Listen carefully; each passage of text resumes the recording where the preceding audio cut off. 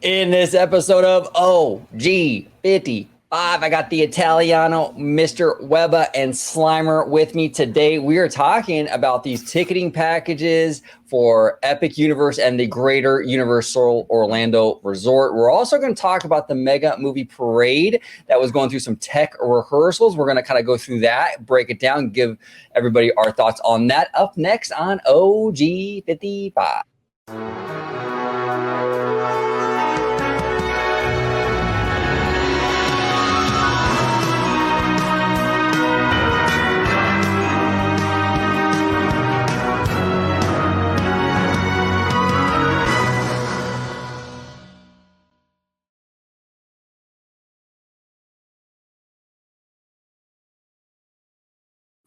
Welcome aboard, everybody, to another episode of OG55. This is an all-Universal episode. We're talking about that news that came out today about the ticketing over there at Epic Universe.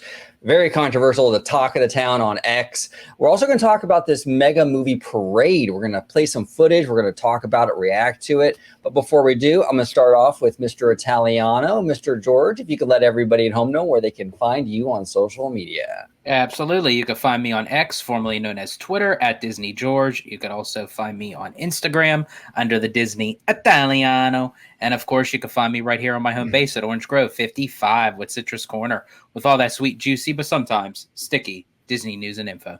Did you say sticky, George? Sticky. There you go. George has his own little sticky drop now. You know what I'm saying? Mr. Spider-Man himself, OG55's friendly neighborhood Spider-Man, Mr. Webba, is in the house. Webba, welcome back, sir. Thank you so much for having me on, everybody. It's a pleasure to be here.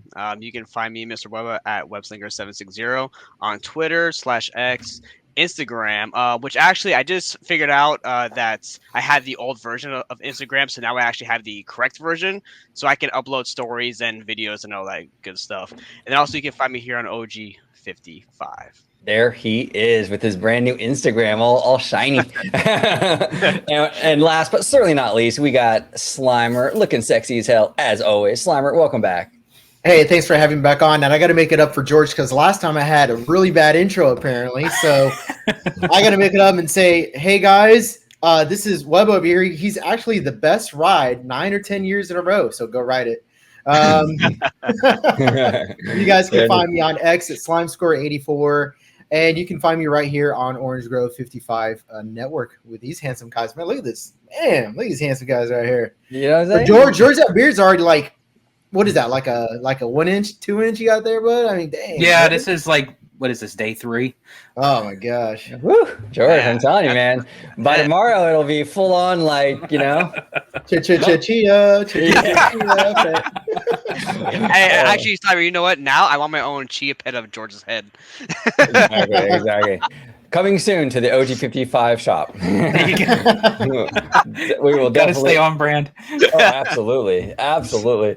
All right, here we go, guys. We'll start off with the ticketing. This is from Attractions Magazine, Epic Universe. No single-day tickets or park hopping at first. It says here, tickets to Universal Orlando's Epic Universe will only be sold as part of a multi-day pass at first, with one of the multi-days allotted for the new park. It says here that when sales launch, in order to visit Epic Universe, guests must purchase a multi-day Universal Orlando ticket package with a 3-day minimum, all of which allot only 1 day at Epic Universe and will not include park hopping to or from the new park. At launch time, there will be no option to purchase a standalone single-day ticket at Epic Universe. George, I'll start with you. I'll go down the row. What are your thoughts on this? Well, I will start off by saying that if Disney had tried to do something like this, they would be crucified for it. Done, right, bar none. But I will have to say, though, I will give that social media isn't really giving Universal some flack on this. You know, I think you mean they're not giving them a pass, you mean? Yeah, sure, whatever. Yes. George got stuck on that chia pet idea, man. Yeah, see, I'm running the numbers through my head. So for me, I kind of feel like this was a little bit of a cop-out for Universal. I feel like that just like how we have been saying this whole time, that IOA and the studios is definitely going to be cannibalized with this park. So I personally feel that Universal already knew this, so they kind of strategized a way to say, hey, if you want to go to Epic Universe, we're going to force you to spend several extra days into these other parks. Now, I have heard, I don't know if this is like how official this is because everything's up in the air right now, but what it sounds like is this particular package deal or what have you is just going to the third-party travel agency vendors or what have you. Universal has not officially made an announcement of what's going on their actual website or what can be purchased or what have you. So even if something were to be different on the Universal webpage, that then tells me it's almost like giving the middle finger to the travel agencies. Because what Universal is doing, they're giving them kind of like a box frame of saying, okay, well, you are only allowed to sell the Epic Universe tickets in this matter by someone buying a 3-day park ticket. But if you come over here to us on the Universal main page, you could buy a 1-day ticket, or for annual pass holders, you could get a 1-day ticket. So what does that do for travel agencies? Who's really going to go through a travel agency if they're being forced to buy a 3-day ticket as opposed to just a single-day ticket? Well, I'm hearing that. Oh, well, don't worry. They're gonna have other options available. But you're right, George. If the other options are better than what they're giving the travel agencies, then what's the point of going through a travel agency? That's why I don't necessarily believe that the other options that they could announce in the future, later date, whatever, will be much better. Because if they were much better, you completely negate the travel agency.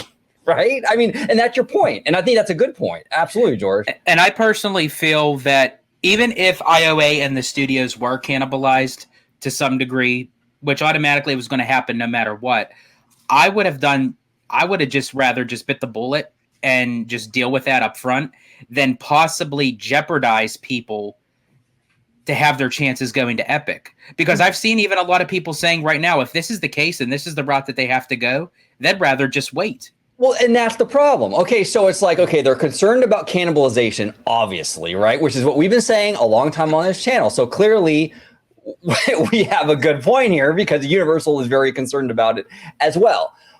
But this isn't the solution, in my opinion, because this is like, what you're going to do is you're going to just make people basically make people say, well, I just won't go at all then. If I have to purchase a 3-day, I don't want a 3-day. I don't want to dedicate 3 days and cut into half of my Walt Disney World vacation to just visit Epic Universe. That's a huge gamble for Universal. And so, yeah, you're like kind of like cutting off your nose to spite your face a little bit here. Like, well, we fixed the cannibalization problem. Well, yeah, you did, because no one wants to commit to this, and they're not going to get involved at all. I mean, it's really, in my opinion, it's kind of boneheaded. I really hope Universal it takes a look at this. Again, like you said, George, we haven't heard official word from them. They have said that, they're going to announce more stuff later on or whatever. I don't know. If they stick with this plan, this is bad. In my opinion, look, you want to address the cannibalization, but this isn't the right way to do it. In my opinion, they've dropped the ball. I mean, it's like the other two parks haven't really gotten major investments in a long time. Diagon Alley is a decade old now. We have this DreamWorks land that just opened over at Universal Studios that looked like it cost about $35 to build, okay? And the VillainCon thing, I mean, and then that's why they're so concerned about this cannibalization. They haven't invested seriously in the other two parks in a long time. And that's why I am not for Disney World getting a 5th gate right now, because there's so much that they have to do with their 4 parks that they already have. It's why build a 5th park? Now, I do know that's a different situation with Universal, but this is what can possibly happen when you put in a brand new spanking theme park from the ground up, but you haven't done really anything significant with your other 2 parks prior to that. It's an issue. But Slimer, do you have a different take on this particular situation, or where do you land with this? The strategy is really up in the air right now. The one thing that we do know from the last time they opened up a park is that it was chaotic. They really didn't have a good system in place. They did have a really slow, soft opening across for Islands of Adventure, I believe they had 2 or 3 weeks for APs. And then before that, for cast members and families of cast members, and the media pass people, it was like a whole month and a half process before that. So they really try to extend the amount of people coming to these parks. But you were able to buy a single day ticket. Now, single day tickets back then were more like, I don't know, like $100, right? Like 100 even, maybe a little bit under $100, under the 3-digit. But you were able to get a single day ticket.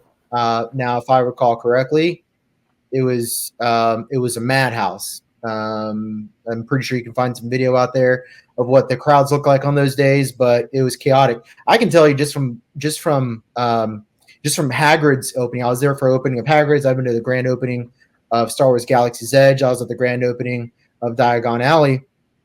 And you just don't want to be there opening day. You don't want to be there opening week. They're probably not even for the first month or so. It's just so crazy.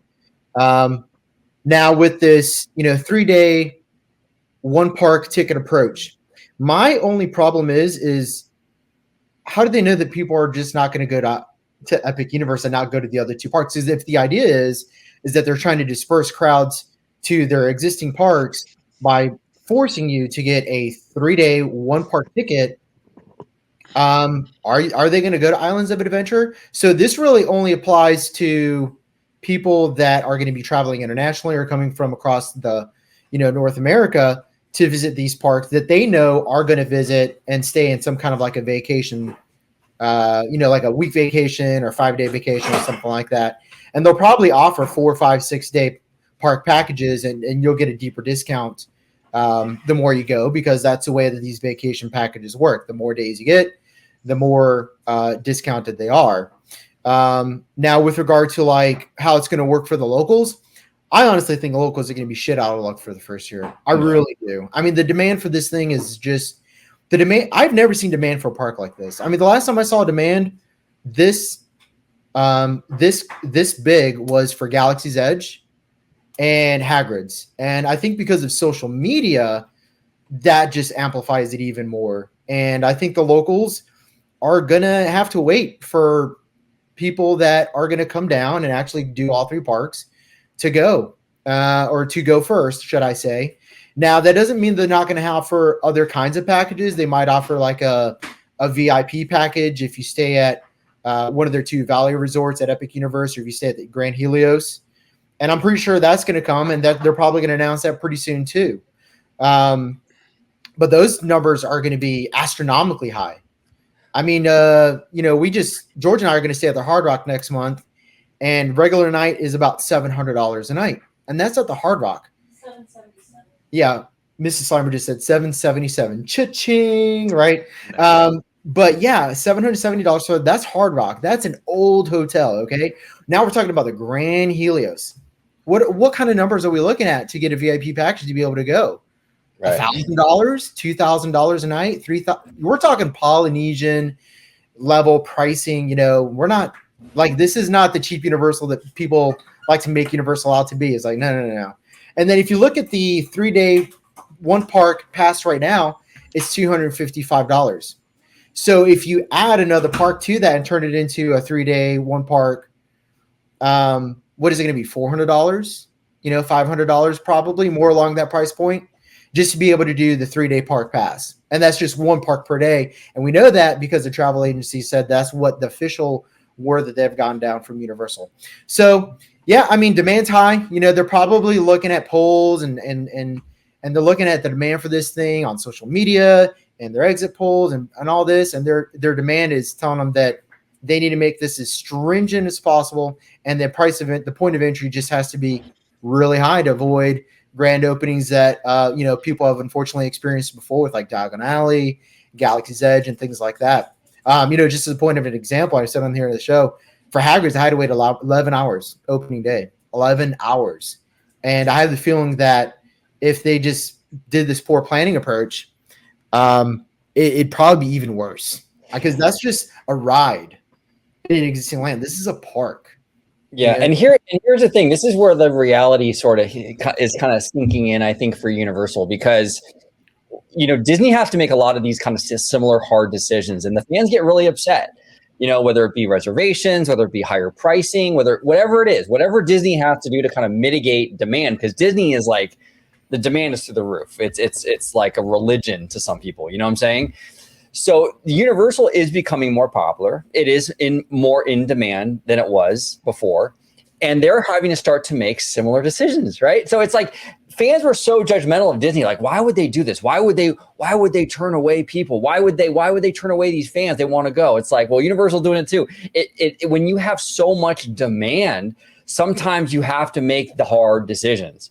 You know what I'm saying? And it's not just all about big mouse bad. There is a lot of gray area and context here that a lot of fans don't want to look at. And now we're seeing it with Universal.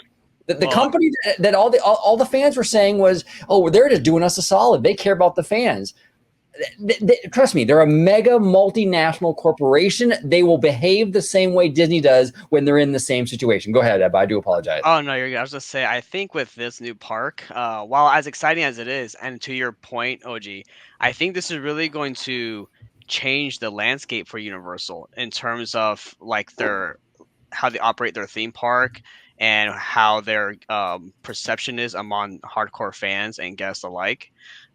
So those hard decisions that they'll have to make, whether it's cutting corners or cutting things right, or stuff not being up to standard. I think sooner or later, because of this new park, Universal will probably start having that really strict magnifying glass held to them like Disney does right now. They're not yet, but I think eventually they will get there.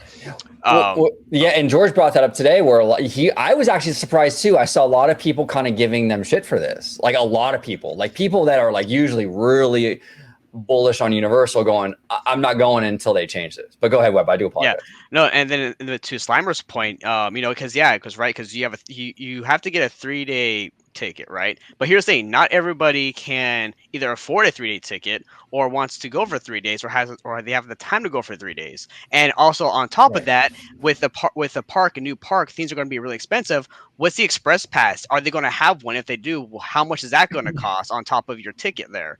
And then. Oh, go ahead. No, sorry, really quick. I don't want you to lose your spot, but the Express Pass is kind of like up in the air because they don't even, with the Express Pass, I mean, for Hagrid's motorbike or Velocicoaster, that's not even included in the Express Pass. So to have, and those were just new attractions. So how is that going to be configured with an entire new theme park? Right. And honestly, operations is going to be a real mess. I mean, just in general, which I'm for sure Universal was anticipating it. Fans are even anticipating it, but just not knowing how much. Even with Slimer saying that he waited 11 hours just for Hagrid's. What is the line going to be to even get into the park? What's the line going to be to even enter in each portal? Well, and then to be fair, we're right. And to be fair to Universal, though, I think the Hagrid's line was probably exacerbated by how many times it broke down too. Because those first few months, even were really bad with the breakdown. Yeah. But even if it's okay, so it's 7 hours instead of 11 without the breakdown. Yeah. That's still crazy. You know what I'm saying? But go ahead, George. I do apologize. No, that's just, and even to that point, what if there's going to be all breakdowns open, for opening day? We know operations is going to be a mess. So for someone to spend the amount of money for a 3-day ticket where they're getting an extra Epic Universe ticket where they don't even know how their day is going to become. So what if they wanted to say, okay, well, we'll try again next time, maybe in a month or so, they have to buy another 3-day ticket just to go back to Universal, to Epic Universe. But go ahead, Mike, I interrupted you. Yeah, no, well, and going off that and to what Slimer was saying before for locals, Slimer, you're right, because you're saying, right, if you have a universal pass in Florida, right, it's a park. Is it a park hopper for both parks? If you have a pass, if you have an annual pass, yeah. Yeah, if you have an annual pass, you can park hop. So then, if you're a pass holder, you're not going to want to buy. I mean, I think some hardcore enthusiasts will do it just to go check it out. But on a regular basis, at least I wouldn't. I wouldn't want to keep spending a 3-day ticket amount of money to go to the new park when I have an annual pass for the other two parks. What they'll do is they'll just add Epic Universe as another annual pass option, just like Disney World does, just like Universal does. Where at first Magic Kingdom, it was an annual pass just for that park. Then they added Epcot and Magic Kingdom. They added, so on and so forth. So what they'll do is they'll add Right. Epic Universe. What that price point is going to look like is actually going to look a lot more similar to what Disney charges for their 3-day park pass. And, they obviously have different park tiers based off of like blockout dates and parking and different kind of perks and things like that. But you are going to see Epic Universe, like you said earlier, Universal's now getting to the point where it's becoming more like a resort. And so it's going to have those resort tier prices. Gone are the days where you have just a $500 or $600, annual pass. Like that's coming to a really quick end here with Epic Universe. You know what I mean? By the way, I really enjoyed the Mortal Kombat tournament tower that we had going on earlier, where we were all just lined up in a column on one side. Oh. We just need like an icon that just goes. Picture character. Exactly. Pick your fighter. Is that what we need? We need an Orange 55 Mortal Kombat character. Yes. That would be awesome. Any thoughts, George, on this? Any thoughts on what these two gentlemen said? Anything you want to add on to that? On Mortal Kombat, not Epic Universe. Exactly. Yeah. Well, I do love me some Chun-Li. So. Oh wow! Oh, you like that cake, huh, George? This season on Ultimate Cake Off. But what's funny is the other day I saw somebody modify a Reptile finish him, and Reptile, how he does the spit with the acid. Yeah. So instead of making like the spit sound and the guy screaming to death because his skin's bleeding off, you know what I mean? Like Reptile goes Haktua. Oh man! I was like, that's it. It's done. Haktua. Got spit on that thing. There it is. oh man! Epic Universe. What's your thoughts? Epic Universe.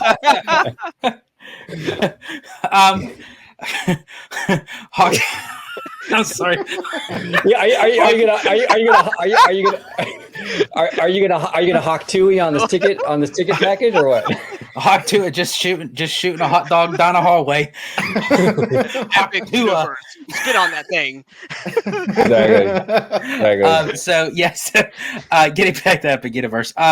So my thing is, I hope that is the case when it comes to annual pass holders, because I feel they would get the short end of the stick out of anybody. Yeah. And honestly, and then that's where you get into the fact of, okay, so if you're spending an exorbitant amount of money on an annual pass that's going to cover for the whole year, and then depending on what Universal's options are, to then have to purchase a 3-day ticket just to go to Epic Universe, or if they do have an upcharge tier price, like Slimer was saying, for the annual pass, it just automatically depends on what the price point's going to be, because a lot of people were saying, oh, Universal's the GOAT when it comes to pricing. Yes, that may very well be so, but you know what, this is the point of no return, because now prices are going to grow, but it's not to Universal's fault, just as the same as it is for Disney. Well, and here's the thing, I got 2 points to make here. Universal, what it still actually is in market share mode, right?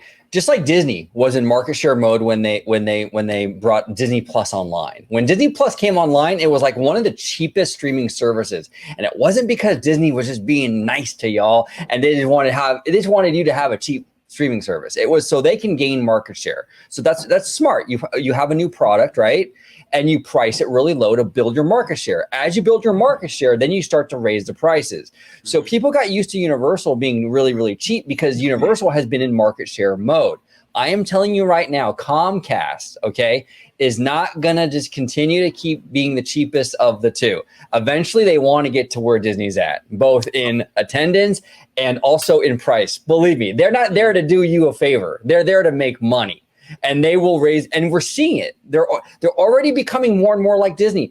I keep hearing how simplified the Universal experience is.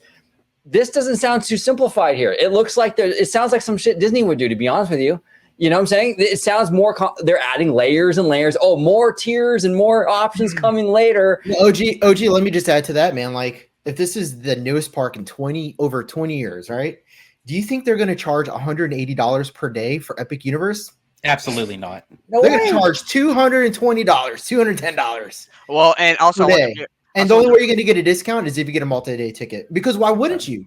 right. It is the newest. They have the biggest, newest park in Florida, dude, and probably entire United States.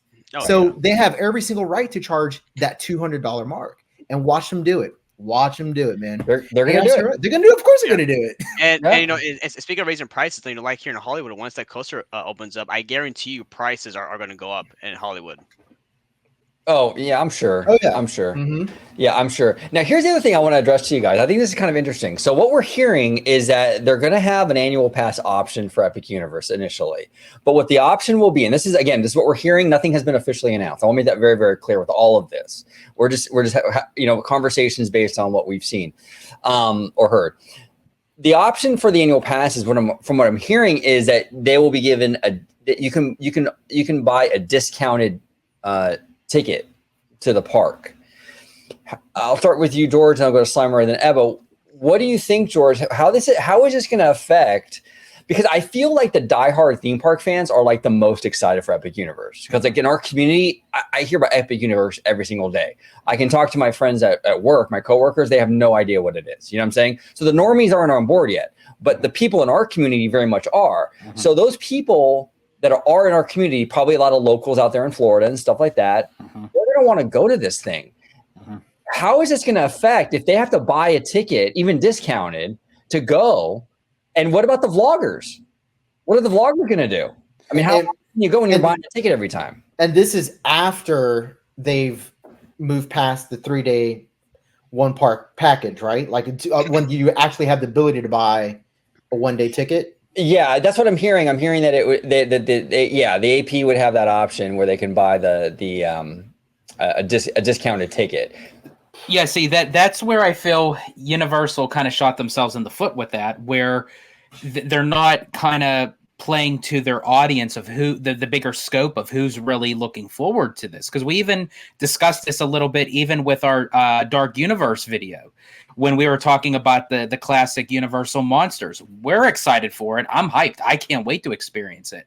But when you take a normie family that's traveling to Florida, which I'm sorry, 9 out of 10 times, if you're traveling to Florida, you're gonna go to Walt Disney World. I'm sorry, it's just what it is. I have yet to see a family travel to Florida just to go to Universal. So what they're going to end up doing is they're going to end up, pinpointing like which parks to do for which resort, which that's what it's going to be. But however, majority of the diehard the diehard Universal fans or even theme park fans are going to want to experience this. So what does that tell you? That a lot of them are going to be locals that are going to want to experience it. As you had mentioned, OG, you have the vloggers. This is where it's going to offset that they're trying to get the travelers to come in, which is fine. Sure, but yeah. I feel like that there are IPs that are incorporated in Epic Universe that a lot of normies don't really focus on or pay attention to. See, with Disney, that's a whole nother notion, because I feel like that the Disney IP brands are just over widespread, where you put the Disney princesses over the classic Universal monsters. Now, as I said, I'm excited for it. I can't wait for it. But I'm speaking just to the normie. What does that then do? That if you already have an audience that is looking forward to a particular IP that you're placing in this park, but you're not letting them able to go in, it's going to discourage them. Well, you're right, George. And here's the other thing too: Disney has very high loyalty. Like I said before, Disney is like a religion to a lot of people. A Disney adult kind of mentality, right? Universal doesn't quite have that loyalty. It's not there at all, I don't think. You know what I'm saying? I think they have their fans, but I don't think they have that loyalty. So any kind of resistance that Universal puts in front of people is risky, because you could put the same resistance for a Disney fan, but more of the Disney fans will do it because of that loyalty. You know what I'm saying? Mm-hmm. Universal hasn't quite built up that brand loyalty yet. So when you're starting to put these hurdles in the way, it's like, okay, you're playing with fire, and it could work out for them. It absolutely could, but it's risky. And there are some IP in the parks that will work. Obviously, Super Nintendo is going to work. Harry Potter is going to work. But then that's going to make the person automatically think to say, okay, do I really want to spend $300 for 2 lands that I can, understand of what's going to be? Because again, the Dark Universe is still going to be a risk. We still don't know. That's not 100% guaranteed that that's going to be a slam dunk. Right. Well, also too, George, to like what OG always says, there's IPs that Universal doesn't own. Whereas in Disney, their parks, pretty much everything it's all theirs. It's all in their own house property. That's true. And here's the other thing. Here's the other thing too. Well, actually, Slimer, go ahead. But get your points in, and then I have something to kind of say after you make your points. No, it's cool, man. Yeah. So when it comes to Universal and their IP, I think that the one IP that they can probably, or not even probably, but they for sure need to bring into the parks, because I think it'll attract a lot of people, is Bridesmaids. A Bridesmaid. Okay, I was like, wait a minute, what? Are you kidding me? Okay, there we go. Exactly. Yeah, it's a total joke, but no, seriously. No, it's a total joke. But no, I was watching Bridesmaids earlier, and the opening scroll said Universal Pictures, and I was just like, why isn't Bridesmaids some kind of like a musical show? This is like a tangent, obviously. Yeah. But why isn't Bridesmaids like a comedy musical or comedy show at Universal in some park? Because I would totally see that. I would too. Oh yeah, dude. And I mean, you bring the chicks. Chicks love Bridesmaids, man. That's like another Barbie for them. Yeah. I mean, my wife watches Bridesmaids. Like, how many times a year do you watch Bridesmaids? Like 3 or 4 or 5 times a year. Yeah.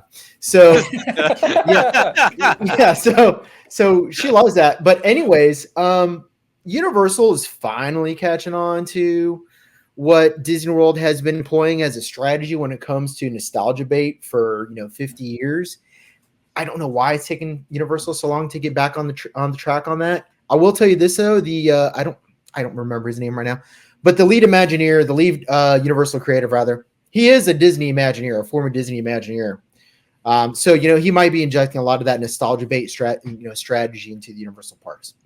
Yeah, you see it with Sensational, and you see it with the parade that we're going to talk about a little bit later. Now, what I think prevents people from being Universal purists and loyalists the way that Disney World does is, one, they get rid of their rides like MTV got rid of TRL hosts once they hit 25. Get out of here, too old. And then the other thing too is it's the quality of the execution still isn't there yet for Universal Studios. For some things, not everything. There are some things Universal does execute better, but things like customer service. Obviously, it's better at Disney. Disney pretty much set the bar, is the standard when it comes to theme park customer service. Universal's not there yet. And then I want to talk about some things when we're talking about the Mega Movie Parade, because I actually watched the Festival of Fantasy Parade a couple of times over the 4th of July weekend, because I don't have an annual pass to the park anymore. But there are things that Disney just has a higher standard of that Universal's still not there at. And those little edges are why people keep their annual passes for Disney World and keep on going back there for their vacations, and maybe not so much Universal Studios. Now, Steve at the Noble Way, he says more people are going to Universal and canceling their Disney annual passes. So, the tides might be turning, but we'll see. I don't know. I don't have the numbers. Mr. Seymour, look up the numbers. Give us the numbers. Well, and here's the other thing too, right? And I've said this a lot, right? One thing I think that's really holding Universal back is if you're not young and healthy, and not really into the throw you around kind of rides, the value isn't really there, because the pricing for these tickets aren't that far from what Disney is asking for. And then there's a lot less for someone like me. I don't like to be, thrown around in these crazy like roller coasters and stuff like that. So for me, my Friday nights. Yeah, exactly. His Friday nights. I'm not as wild as George, you know what I'm saying? But the thing is like, or for your grandma, your grandma can only watch the How to Train Your Dragon stage show and ride Yoshi so many times. You know what I'm saying? Yeah. There's not a whole lot for her to do, or him, or your grandpa, or even your 8-year-old to really do in Epic Universe or any of these Universal parks. Now, not to say there's not stuff at all for them. There is, or for me, there's stuff. But when I'm paying close to Disney prices and I'm not getting, the Pirates, Haunted Mansion, Small Worlds, like these everybody kind of rides, it's harder to justify that price tag. Now, if you're a thrill junkie and you love Velocicoaster and Hulk and this, that, and the other, it's a great value. You know what I'm saying? Well, but I think it's holding them back a little bit by that because everyone can't enjoy these Universal parks like Disney can. Go ahead, Eva. Well, I want to give an example. Again, one of my favorite rides ever is Indiana Jones. I think that's a really good example of a ride that's really thrilling. I mean, of course, it has warnings about back problems and pregnancy, all that kind of stuff, right?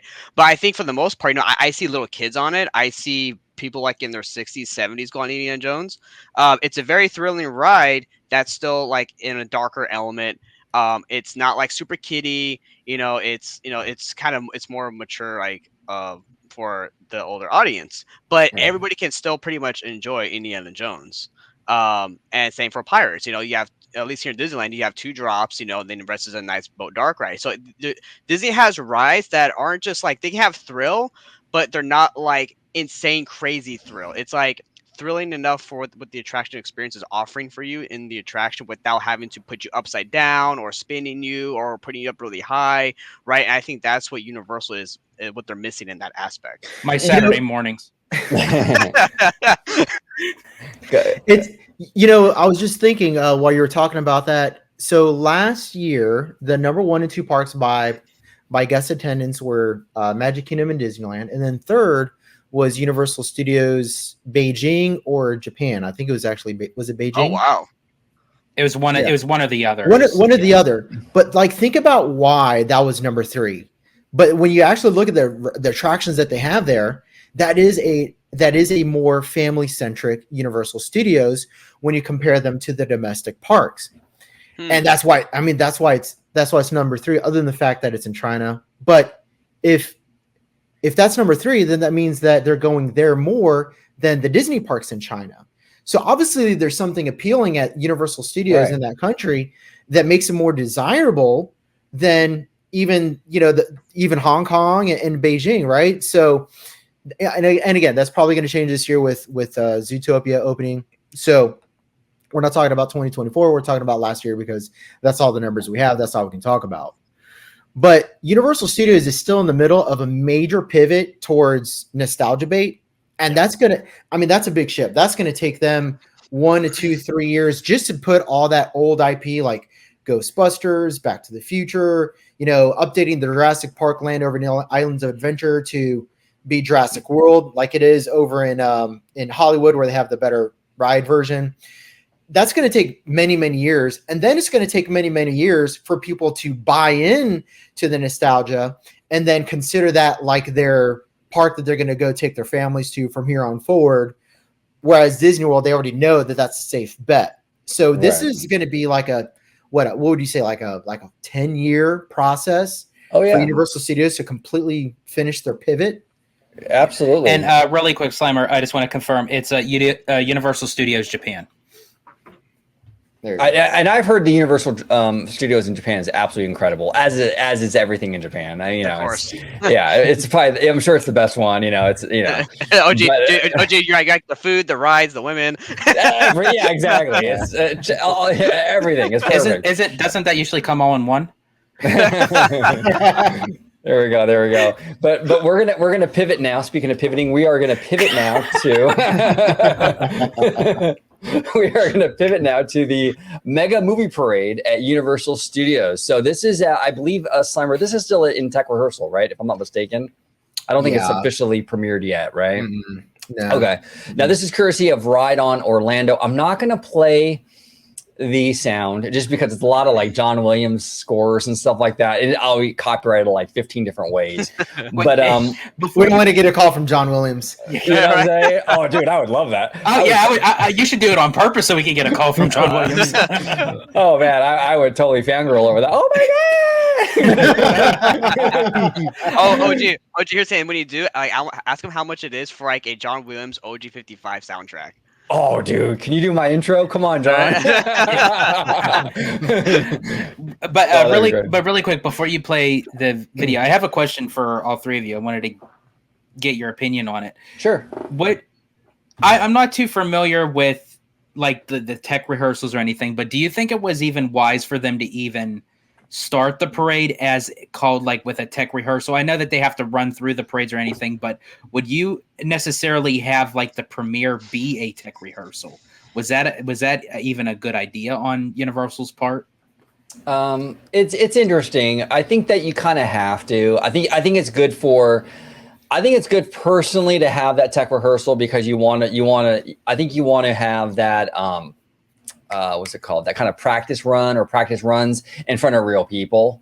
But it is risky, George. I mean, you do bring up a great point because a lot of people might not realize. Yeah, I mean, they have like signs and stuff around there saying it's a tech rehearsal, but people might not realize that all the elements aren't in place yet. You know what I'm saying? People might look at this and go, this is what the parade's going to be, when probably not. I think there's probably, and we'll talk about it, but there's probably going to be more performers than what we see in the tech rehearsal and things like that. They're probably going to add stuff to it. So it's risky because people might see it and maybe be a little underwhelmed because it isn't the full show. But I think in terms of like the performers and just, making sure they get it right when it does premiere, I think these kind of like these tech rehearsals are pretty essential. But yeah, it is risky though, because you could possibly turn some normies off when they see it and go, well, it wasn't that great, because they're not seeing everything, that you're not seeing the show fully. You know what I'm saying? But what say you, Slimer? Yeah. Yeah, I think it's necessary to pressure test these kinds of things, because if you're not pressure testing them in real circumstances, like they pressure test Tiana's Bayou Adventure, they've been doing that for the last month prior to the grand opening of the ride. There's just certain things about a regular day operation versus like doing it when everybody's out of the park that just don't set off these things in the wrong way, So yeah, absolutely necessary. Now with regard to like the general audience feedback, it seems to be extremely positive. That's what I'm seeing on social media, is that the feedback for Mega Movie Parade was very positive, despite the fact that I think about 20% of the parade was still missing or had to sit out due to either the weather or technical difficulties. And from what I've heard, I heard one of them was the actual Ecto one. Once they put that back in there, like, I mean, forget it. We're getting that in the parade?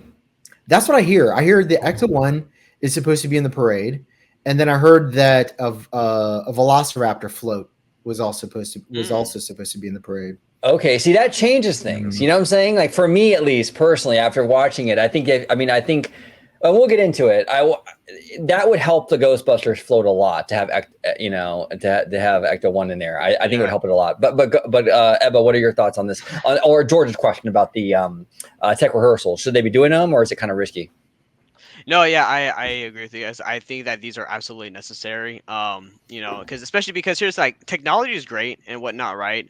But stuff can always fail, right? I mean, especially like Slimer, to your point, right? You gotta have this type of thing done with a real audience, because anything could happen, right? If you have a controlled environment where you're in control of every aspect, you're like, okay, this is great. Now we're good to go for our A game, guys. You go out there and then you bust, right? So I think that it's very good to have this kind of stuff, happen. If something breaks or malfunctions, it's good to have it happen now and see, okay, what's the type of circumstance that if this happens here, how do we solve it, right? Or how can we prevent it?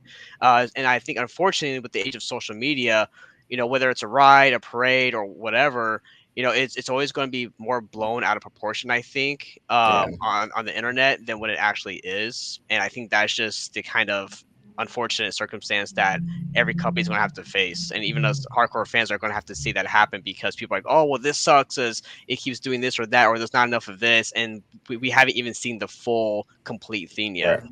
Yeah, and you bring up a great point, Eva, like in terms of, in general, how social media sort of blows things up, and it goes in either direction. Either sometimes it's super negative, sometimes it's overly positive.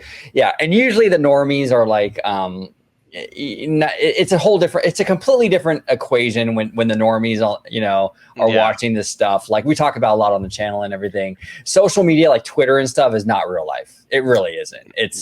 It's crazy. Normies watch this and they're like, "Hey, you want to go do another line of blow?" Yeah. Right. Exactly. That's it. Exactly. But I will say before we play the video, I am Sure. gonna just judge this of what I'm actually physically watching. I am going to see this in person in a few weeks, and again, as Slimer said, that there's 20% of the parade possibly that's still missing. So I'm only going to judge physically what we're watching here. Yeah. Yeah. So, And that's smart. Go ahead, Webb. oh no, sorry, Jay. I was gonna say I'm gonna do the same what George is saying. I won't be seeing the parade anytime soon, but from what I'm watching, I will just judge based on what I see here. So whatever is missing, I understand that. All cool. But I'm just gonna give my opinion based off what I've seen here. I've seen some pictures of some of the floats, but I haven't seen any videos of any of this. So Okay, interesting. Now I will say this. I will give you a Cliff Notes version before we go into it. Before I press play.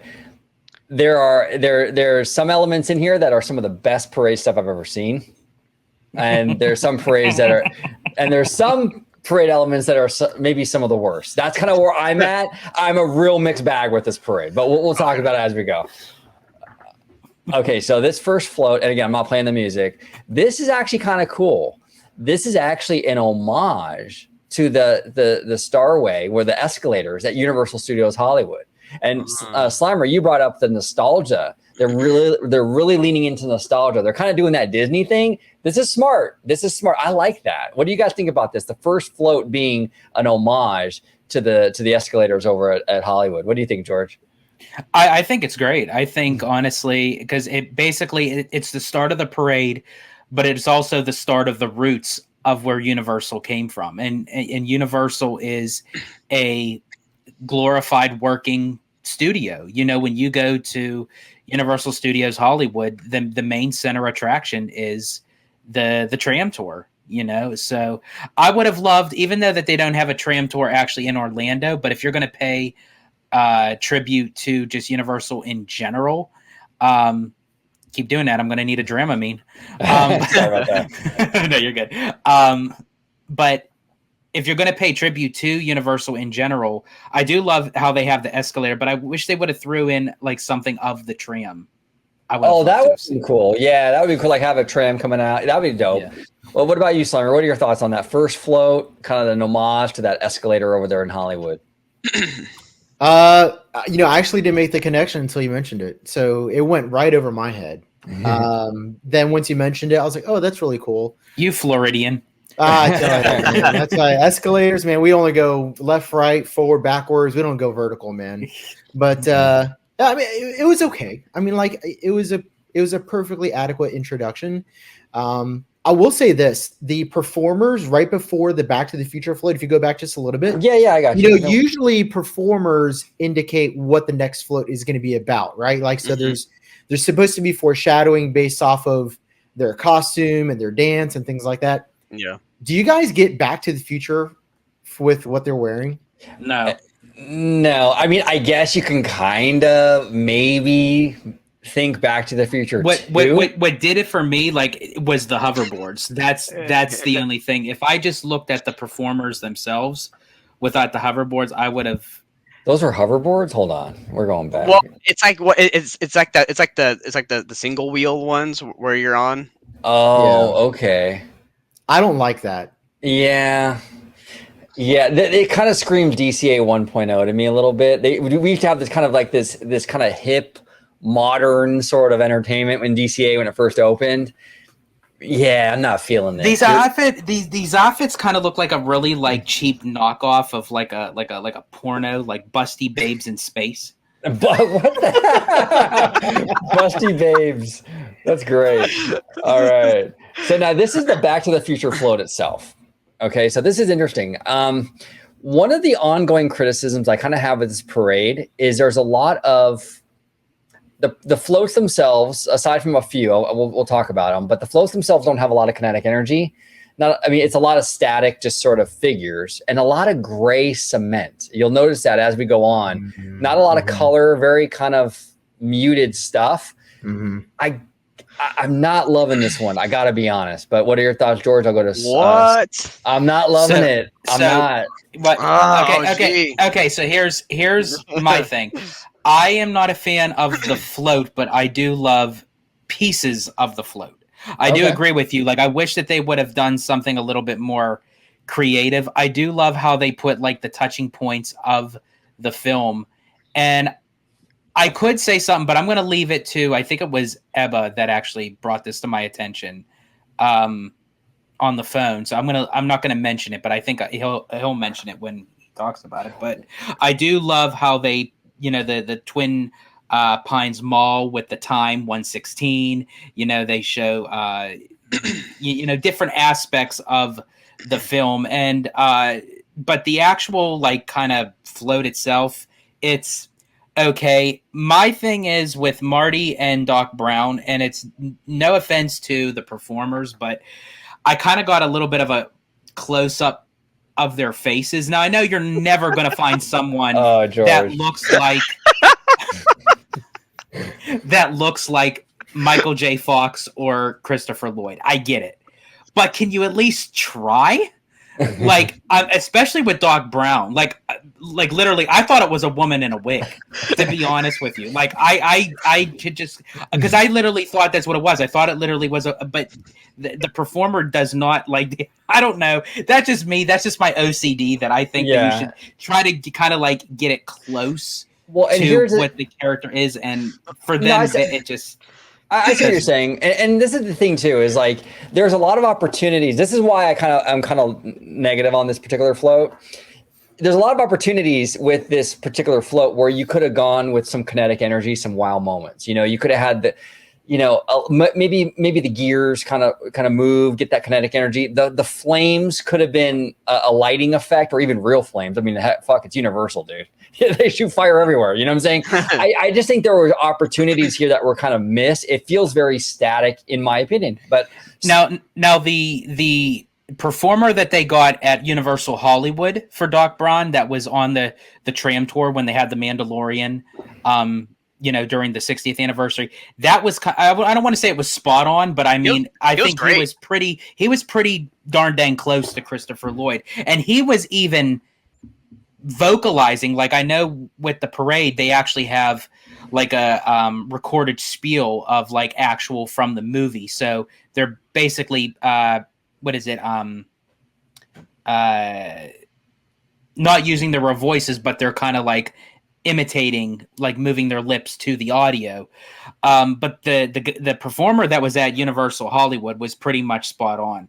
This guy looks like my 8th grade English teacher, like Dawn in a Doc Brown costume. I'm sorry, no offense to him, but I think the casting was. So basically, Miss McGillicuddy and a Doc Brown. There we go. Well, big shout out to Miss McGillicuddy. She did great.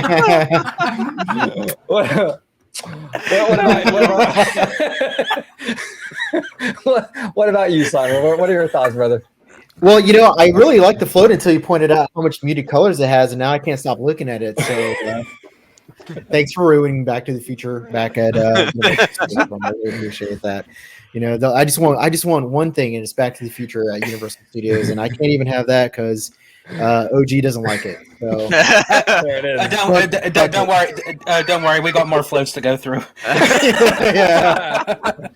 No, you know what? You're right though. Well, as a point of comparison, right? Okay, if we're looking at it like in a vacuum and we're not comparing it to Disney floats, then I think this is great because Universal Studios doesn't have floats like this. They do have floats, okay, but for them to bring back floats based on 80s properties, one, it's risky, but two, the fact that they actually did it, I'm going to give them mad props, big props. 100%. Just the fact that we have Back to the Future anything, absolutely. Absolutely. I'm not negating that at all. But if we're now looking at this outside of the context of Universal Studios and now doing a park-to-park comparison, there is no comparison between what Disney does with their floats and this right here, for example. And what I mean by that is watch Festival Fantasy Parade as the closest competitor, and they have all sorts of moving things that really make you go ooh and all, and they're very colorful. and the actors on them are very choreographed and look very much like the characters that they're portraying in the movies, the films, whatever you have. Then with regard to the dancers are very tight and choreographed in the Disney parks. But, again, this is a rehearsal, so I'm going to give them a pass. Right. If, let's say, a month down the road, they're not as tight as Disney, it's because Disney has higher standards for their dancers and their performers when it comes to, these kinds of entertainment things. So, but, in a vacuum, yeah, I love it. I want to see this. Like this just needs to be a staple of Universal Studios from like here to the end of time. Never get rid of it. Oh, 100%. Back to the Future is a fantastic franchise. Utilize it as much as you can. And you bring up a great point, Slimer. The fact that we even have Back to the Future already, that's already points in my book. You know what I'm saying? So I don't love the float, but the franchise and just having it represented at all, huge win. Before you move to Ebba, I would just say, just overall, from me watching the parade. Now, again, I'm only going by for what I have watched. I don't know what the whole parade is entirely, nor do I know what it's going to be like in person. 9 out of 10 times when I watch something on a video, it is completely different when you see it in person. Oh, dude, my opinion on Magic Happens when I watched it on YouTube, I was like, this is generic as hell. Who would like this thing? And then I watched it in person, and George and I just like, a month ago? Not even a few. Yeah, we're jamming out to Magic Happen, had the best time. Met this random girl next to us. We were dancing with her. Like, it was fun, man. I love that parade. It's one of my favorite parades of all time. And I didn't like it watching it on YouTube. So it's very important to see things in person. Go ahead, George. And just one last thing. So again, of what I have seen, I kind of have it as a comparison to what the Better Together Pixar parade is at DCA right now, because it kind of, just as far as the overall ways of how the floats are, like as Slimer said, with the Festival of Fantasy, they have like movable props, like with the Tangled float and what have you, the hot air balloon. The Better Together Pixar parade is basically just basic kind of floats, where this is what I kind of see when I see it. It's a basic float, but that is heavily integrated with the Universal nostalgia. So that's why I think there's one float in particular, I'm not going to say it yet, but OG knows which one it is, that I literally love it from stem to stern. Oh, and that's the float that, in my opinion, is one of the best floats I've ever seen in a parade. Yeah. Like it's beautiful. It's absolutely beautiful. I already know which one it is. What about you, Mr. Webba? Before we move on to the Sing float, do you like this one? Yeah. So I actually, so this float I actually really like it, which is why OG, I was surprised you didn't. I was like, what? No way. So anyways, I like that the little the mall is there, right? You have you have the time circuit board there, and the front you had the flux capacitor, which is awesome. And then I know too, like, that you guys kind of have a problem with like the stairs and how kind of gray everything is. In my opinion, that actually fits with Back to the Future in like a aesthetic sense, because you're dealing with a lot of roads and dealing with a lot of DeLorean, and that's like a lot of black and gray, white colors. So I think aesthetically that it's very fitting. George, I do agree with you. I did see that picture. I saw a picture close up of the performers on there, and yeah, they do not look anything like the characters. But it is what it is. So okay, so here's the thing that George was talking about that I told him. So see how the DeLorean is going into the clock tower? That is a reference from the ride when you were first chasing Biff, and then when you go back in time to the Ice Age, you crash right into the clock tower right as you transport. I like that. I'm so glad he caught that, because I was actually telling Mrs. Slimer about the same thing. That is a tribute to the ride, because you go through the clock tower to travel back in time. Yep. So I really like dig that, and I know too. Like, I know about this, right? There's no kinetic energy, OG, as you were saying, but still, as the floats, as a stance, I really do like this float. Cool. No, that's awesome. I didn't know that. That's a great homage, not only to the franchise, but to the attraction as well. So that's pretty cool. I dig that. And that's the one thing that I think Universal is really stepping up. Like the first float was an homage to the escalators over in Hollywood, right? We have this homage to the Back to the Future ride that's no longer with us. That's awesome. And Disney does that a lot, and it's very successful. People like that stuff. So they're taking cues from Disney, and I mean, that's not a bad thing, I don't think. All right, so now we're going to go to this next float, which is from the franchise Sing. This is one of George's favorite movies, and not even being sarcastic. Yeah. He really likes this movie, right? This is actually my favorite movie from Illuminations. So real quick, can you pause real quick? Yeah. Reggie?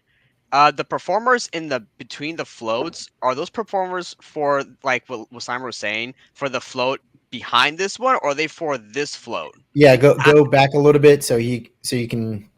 Oops. Yeah. 'Cause- Yeah. So the performers Oh, there we in go. front Okay. of the floats, yeah, they're foreshadowing the IP or whatever that's coming behind it. Do you guys like the outfits? Because I've never seen. I understand it. You have to actually watch Sing to get the reference of the kind of like the sparkly color dance suits. It's in one of the performances with actually the pigs that are actually on the float that are in the movie. So that kind of plays tribute to it. But again, you would have to know the movie in order to get the reference. Otherwise, you're just kind of like looking at these people in just colorful like jumpsuits. Yeah, See- and this movie did very well, so I'm sure people will get it. I didn't watch it because I'm not a fan of Illumination, but I'm sure that the families in the audience probably know what that is. I'm gonna kind of throw it to you though, OG. I really think I could be wrong, but I think you would enjoy Sing. Okay, I'll check it out. I'll definitely. I'm open minded. You know what? OG's gonna put that on his I'm gonna check it out list. Yeah, I'll check it out. You know. It's one step down from Acolyte episode 5. Exactly. Oh man, We're on you, buddy. couldn't catch that. Couldn't catch it, George. Sorry, I had some laundry to do that day. Oh, that's great. What about you, Slimer? Are you feeling this float? Or? So here's what's funny: the dancers are actually choreographed to like Disney's level. I don't like their outfits. I wish they went with something that had more regalia. But the float kind of sucks. Don't they usually have like a topical cream for that? Yeah, regalia. Yeah. Yeah, absolutely. Yeah, no, I would agree with you. Price check it for regalia, aisle 6. Price check for regalia, aisle 6. Do you guys remember seeing that movie, Me, Myself, and Irene? Oh yeah. I've never seen it. I never seen Put it. it on your bucket list. On my It's on list. the list. Right after Sing.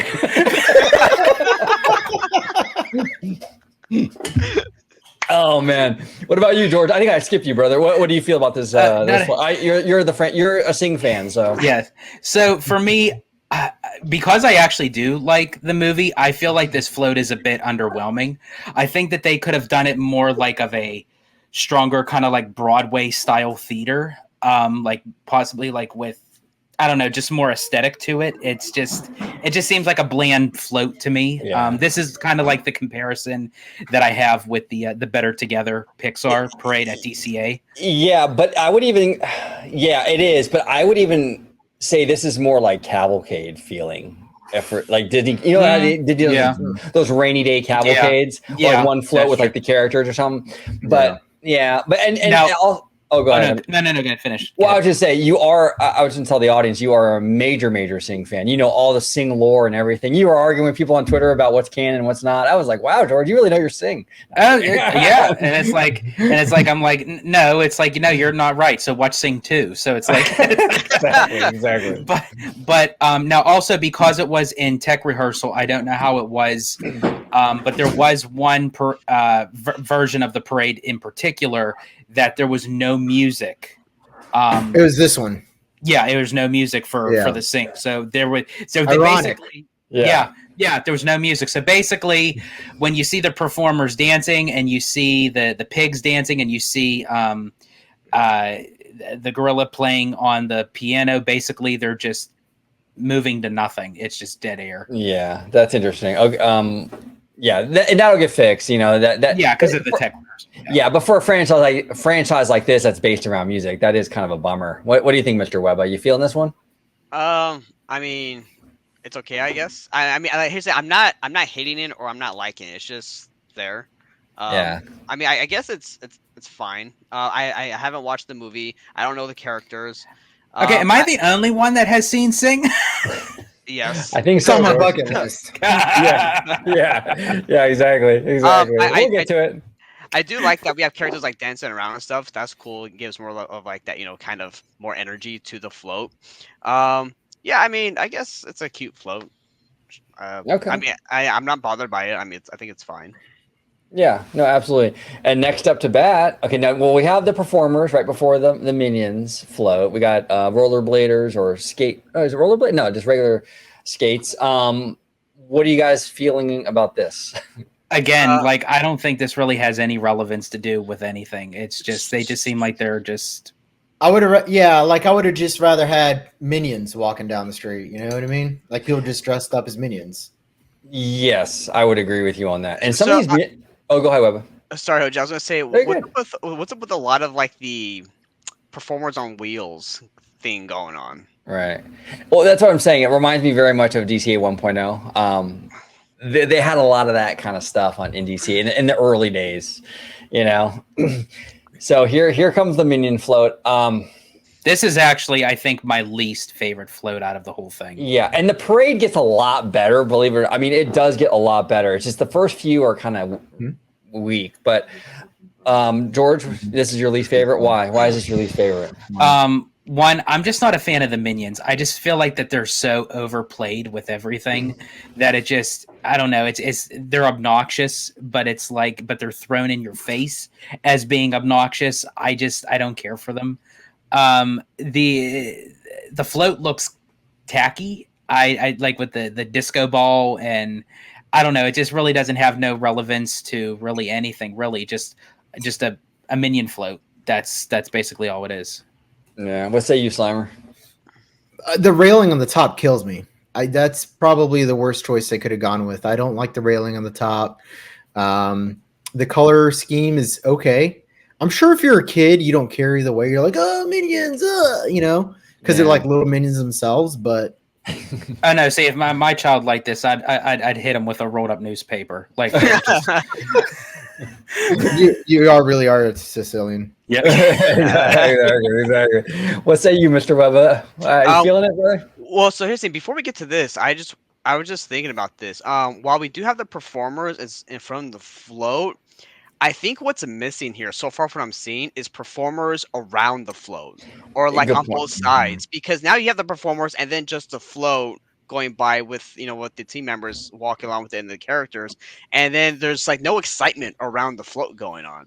So even the team members that are walking with the floats, I know that they're there for like safety purposes, but at least like put some like step in your giddy up, like I don't know, like clap or do something. Like they're just like walking there. It's like they're like just like walking like all stagnant, like Eeyore, like thanks for noticing me. Like my life sucks right now. Yeah, I have noticed that. I didn't say anything, but I have noticed that. Like they're just kind of like.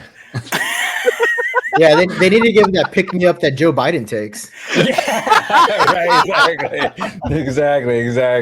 Yeah. Oh man. But OG, real quick, I mean, sure. Okay, so again, like me, I'm not a fan of the minions. I don't care. I do like that there's characters on top. With Slimer, I don't like, the only thing I don't like about this float is again the railing on the side. I think it's very gotta go. Yeah, it has to go. It's just very obnoxious there. And it's just blocking your view and everything like that. I'm fine with what this float looks like. It's not anything special, but I'm cool with it. I just don't like the overall theme of it, like minions through history. Like why? Like who cares? Well, it had potential. It has potential. It's just like the Egyptian stuff in the back looks kind of cool, and this in this front of house stuff looks pretty cool with the cannonballs. No, it fucking sucks. but the middle with like this kind of cheap disco ball thing, and then like you said, the railing that is the same height as the minions, so you can't see the minions, made no sense. Yeah, to be fair, the front and the back are cool. Yeah, if they would have done something with the middle, I think that would have been offset to what is shown in the front and the back. Then I think it would be kind of cool. Yeah, exactly. So let's see here. So it's kind of going by, and actually, I will say the minions costumes in Japan, I've seen them in their Halloween costumes. Really well done and adorable. I'm not a fan of the franchise either, but it's pretty cute. I'll go ahead and pause it. Of course, because it's Japan. I mean, yeah, they do everything better over there. You know what I'm saying? And here we go. We got little Cleopatra minion. It's cute. See, the back and the front are the best. It's that middle section that they just kind of phoned it in. Let's go to Party City and just put some like cheap Party disco ball. We should buy one, get one aisle. Yeah, BOGO. All right, here we go. Now this makes sense. This makes sense. This looks like Kung Fu. Oh, shit. To all the Kung Fu Panda fans, we are not haters. That's really ironic. I accidentally hit that drop. But you know what though? Honestly, like the way that they're like moving, like with their props and everything. That song really goes well with that. Does it? I hate the way that you I hate the way that you dress. I hate the way that you sneak this. If I catch a flight, let's go be direct. That's great. That's great. Well, No, but it's ironic that I hit it during this because actually I kind of like that lead up because this really makes a lot of sense for Kung Fu Panda. We talked about a lot of the lead ups for the other floats. Didn't make a whole lot of sense or the connections were very, very loose. This is cool. This is pretty cool. What I like too is like that those performers, but I like that because I know that I don't know if there's any on the sides or the back, but at least here in the front, the two sets of performers, they're spread out. Instead of all being all conjugated together, they're more spread out in front of the float at least. So, I think for what the IP is, I think the float's quite decent. Honestly, I think like is it the best looking float? No, but as I said, for what the IP is, and it kind of, I don't know, it has some charm to it. I'll say. Yeah, it's pretty cool. I think my only issue with it is again with the gray cement. The gray cement. It's an ongoing thing with this parade. But what say you, Slimer? I thought it was fine until you started pointing out the gray cement. Jesus Christ! Can't have nice things. Can't have nice things. I think it's cool. I mean, it's all right. I mean, I'm not really too into Kung Fu Panda. I think I've seen one Kung Fu Panda, but I like they actually got the middle portion right in this one, whereas in the one prior to this, they really fumbled the ball. But it does need characters outside the foot, like Webba says. Yeah. To just add some kineticism and interacting with the people. You can have the dancers. That's cool. Have them doing their little choreographed dance. Yeah. I like that. But then have characters on the wings of the float so that way they can, they say, make magical moments. So. Right. Yeah, because if you have characters on the outside, like the characters can go up to the audience, wave and dance around and stuff like that, right? Where you have the energy with the float going on and having characters on the float go by. So I think that's what it's missing here. Now, are they going to have that in the full version? Probably. I don't know. Again, I'm just judging it based off this video right here. They might, yeah. But but this float, I actually like this float better than the Minions one. I like that it's more just kind of. I like that it's not as super long, which I mean, it's not a problem, but I like they put the main features, I guess, of what Kung Fu Panda is into the float. I like the two characters on it. It looks very nice. The cement thing, OG, doesn't bother me at all. just a pet peeve of mine. I don't know why I noticed that with a lot of these floats. I'm like, oh man, but yeah, it's not going to bother everybody. It's just kind of. Well, of course it doesn't bother Webba. Look at the color of his shirt right now. Right, exactly. He blends right in. You wouldn't even see him if you stood next to this thing.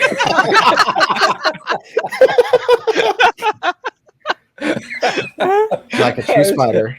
And I will say this actually on a kind of a side note, tangent, the Kung Fu Panda 3D or 4D show at Universal Studios Hollywood is one of the most, and I'm not even kidding when I say this, one of the most gorgeous shows, 3D shows I've ever seen. I agree. Right? I agree. I mean, incredible, absolutely incredible. Webba, you've seen, we saw it together, the Kung Fu Panda show, right? I mean, what did you think about it over in Hollywood? We did. Yeah. So you guys took me to go see it. And yeah, it was really cool because I never seen it before. Yeah, it was nice. I love the pre-show, which is very cool looking, very well done. The show was very fun. I love how the theater was nice and like spacious. I love all the effects they have going on inside the theater while you're watching the show. It was really cool. I really liked it a lot. Now, granted, I've never seen the movies, but I thought the show that we watched together was really awesome. And this float here, I actually really, really like it. I think it's nice. It's a cute little, cool Kung Fu Panda float. Yeah, no, it is. It's well done. It's well done. And the lead up to it is also very cool. Yes, exactly. Yeah. So here we go. Next up to bat is Trolls. Oh god. Trolls.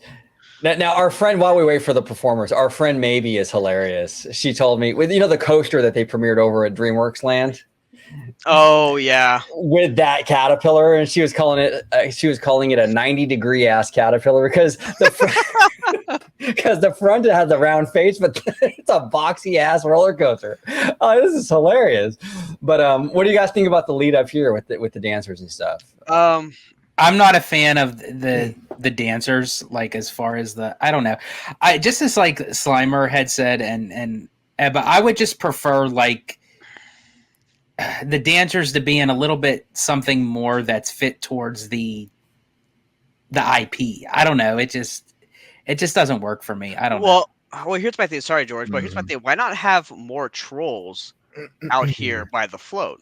Well, I would still even have like more characters. I do agree with that. But I mean, like if you wanted to add dancers with it, I just feel like that the outfits that they're giving these dancers, they suck. There's a disconnect, yeah. Yeah. And it looks a little more low budget than what you would get at Disney. Yeah. No, it doesn't look like it. It is. Like just go pull up at any one of the. No, but as far as this caterpillar, does anyone think that this looks like a deranged, kind of like possessed Sesame Street character? Possessed. I'm tweaking, man. That's funny. I will say this. I'm not a fan of this float in particular, but I will say this. The costumes for the trolls are A+, top tier. And I'm not kidding. I think the troll costumes are awesome. And I think they even have one that like farts glitter, don't they? If I'm not mistaken. I thought they did. Maybe I'm wrong, but my wife farts glitter. I'm sure Webba's does as well. Oh yeah, absolutely. Absolutely. But yeah, these costumes are great. I think they're cool. This is my favorite float. I honestly, I think no, I'm serious. Out of all the ones from what the movie is, I think they're kind of spot on. I think as far as like what the movie is, because the movie is very vibrant and colorful. Mm-hmm. So I think they kind of did what really as much as they could with this. Now Slimer, you said out of the ones we've seen so far, this is your favorite one? Yeah, because it has the color tones that I'm looking for in a float. They're supposed to be bright, vibrant, colorful. Like you said, they've. I didn't notice it until just today, but the other ones do have a lot of muted colors in them, and floats are supposed to not be muted. They're supposed to be very colorful and vibrant. And this one is it in spades. So I mean, like objectively, I've never seen a Trolls movie. Back to the Future I've seen 1 million times, but if I'm like judging them just on a float perspective, to me this is a better float. I would have more of these than the Back to the Future float. I can see that. This one really does pop. It really does. Absolutely. Poppy. Pop. Which, if anyone knows, that's the name of the female troll, Poppy. Okay. See, I gotta watch that movie. I'm gonna put it on my bucket list. On your list. Exactly. Okay, so here's the lead up to this one. Now Slimer, here we go. I can't wait to hear Slimer's thoughts. But this actually works though, because you have the Ghostbusters out there. They're interacting with the Stay Puft Marshmallow Man. I think that's awesome. So this is a great lead up. I'll start with you, Slimer. You're a big Ghostbusters fan.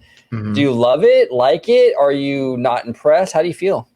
So if we're going back to the people that are in the front, you got Janine, you have Louis Tully, who's played by Rick Moranis in the movie, and they're just kind of wandering around acting like their characters, which is, that's okay. If that's what you want in a float, if you're looking for choreographed performances, this is not it, obviously, because they're just kind of running around and then you have this one lady over here who got slimed on the head. That's what she's doing. She's not yeah. I actually agree. I feel like if they did something more choreographed with their characters rather than just be all scattered and they're all talking and doing something different. For example, I would get rid of Louis, I'd get rid of Janine, I'd get rid of the two Spengler kids, which that's who they were, and I would have the Ecto one in front of it, and I would have two of the Ghostbusters doing what they're doing right there, where they're turning around every now and then and they're interacting with the float. And what you don't actually hear is you hear the music, you hear like a remix version of the music of Ray Parker Jr.'s Ghostbusters theme. And then You can hear Peter Venkman and Ray, and they're saying like, this chick is toast, and they're blasting her. So they all simultaneously blast her, notionally, with the proton pack sound effects. But I'll tell you, the Stay Puft is really cool, and then Gozer's outfit is amazing. Like that's movie quality. Like I actually saw some close-up pictures, and that's as good as the outfit that they used in Ghostbusters Afterlife. I mean, Absolutely. it's probably the same. And then the uniforms of the Ghostbusters are movie accurate. As somebody that has had one and has built one and used parts that match the ones in the movies, they're movie accurate. What say you, George? Hey, what do you think about this one? So I personally feel that for as strong of an IP as Ghostbusters is, now again, I'm only just going by to my knowledge, because I mean Slimer, knows how like the costumes are of having one, building one with the proton packs and everything.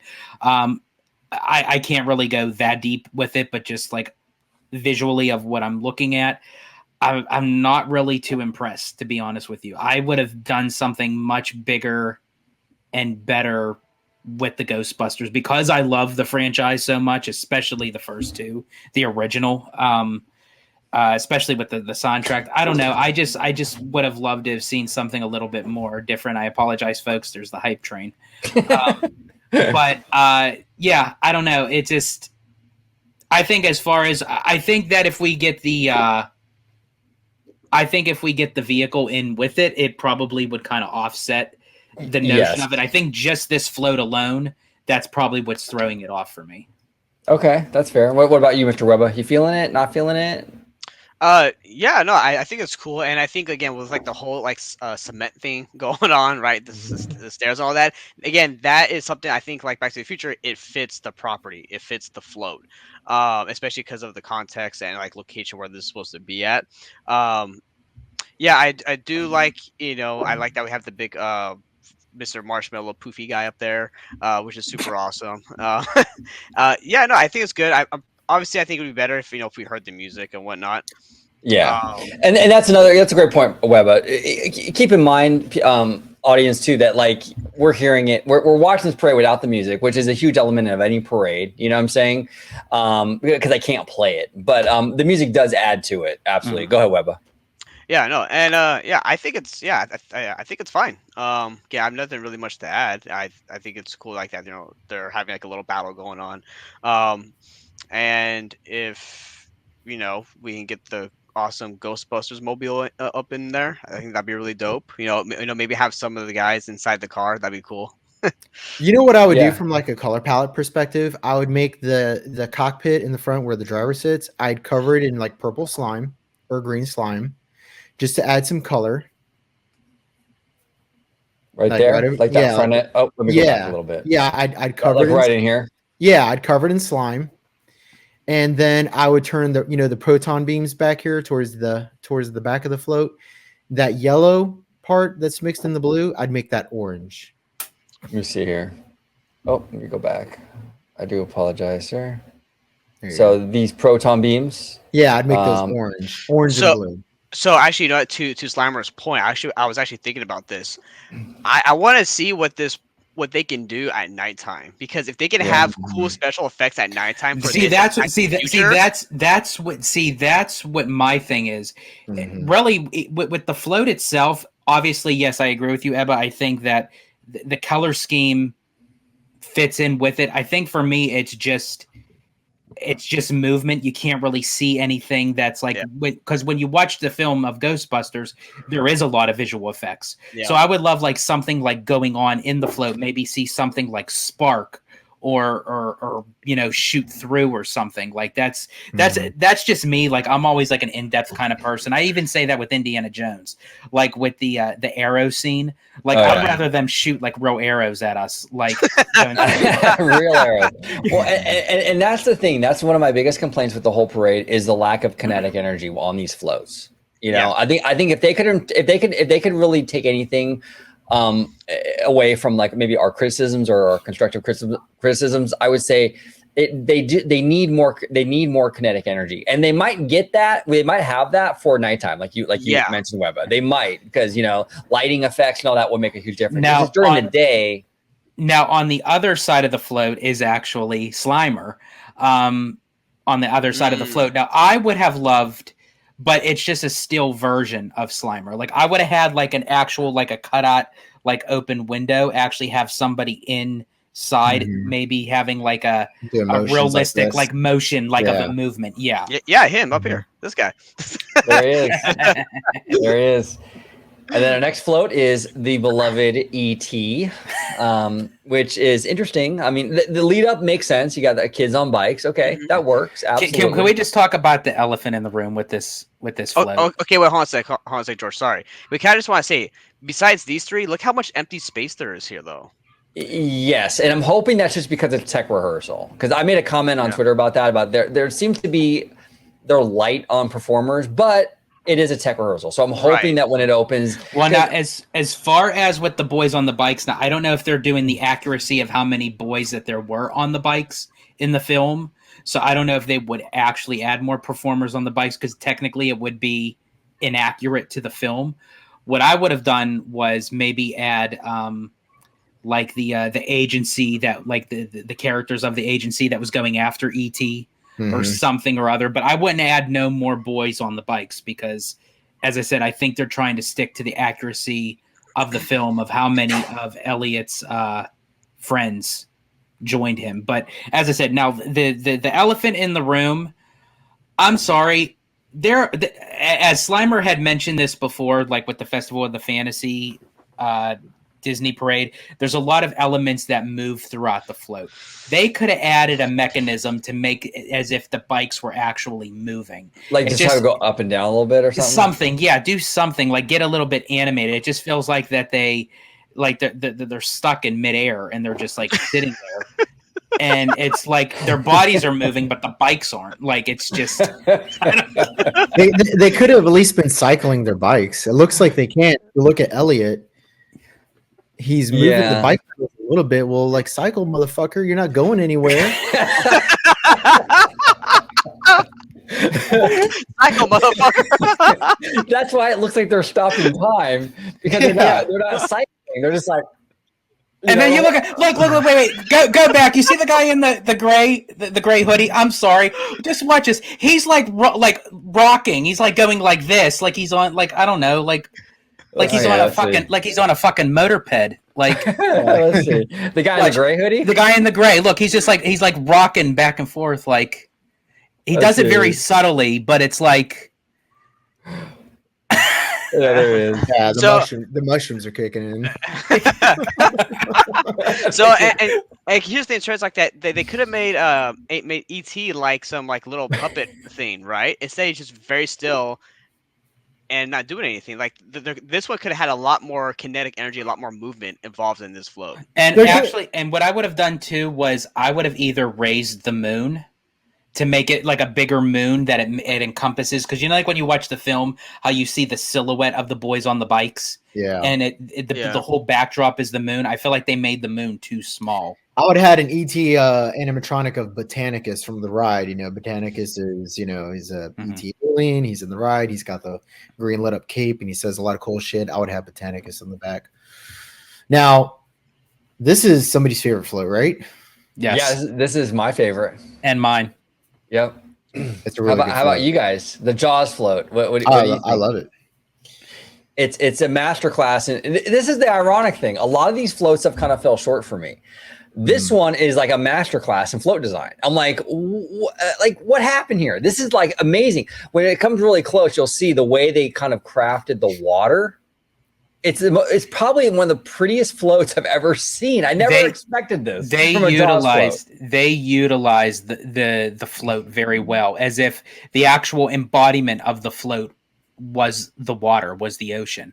And I love even the performers, how it was the Amityville like parade, the band and everything. They had Brody, they had the mayor, and of course they have Quint on the float, which actually he was a pretty spot on look-alike character. I mean, Yeah. again, it's Yeah. he's no Robert Shaw, but I mean, I think he was pretty decent. Yeah, I The- saw some close-up pictures and it looks quite like him. The only thing that I would have done, just tweak, that I would have just done with the float, I would have just made the shark animate a little bit. I would have had his head moving, maybe the moth moving a little bit, but other than that, as the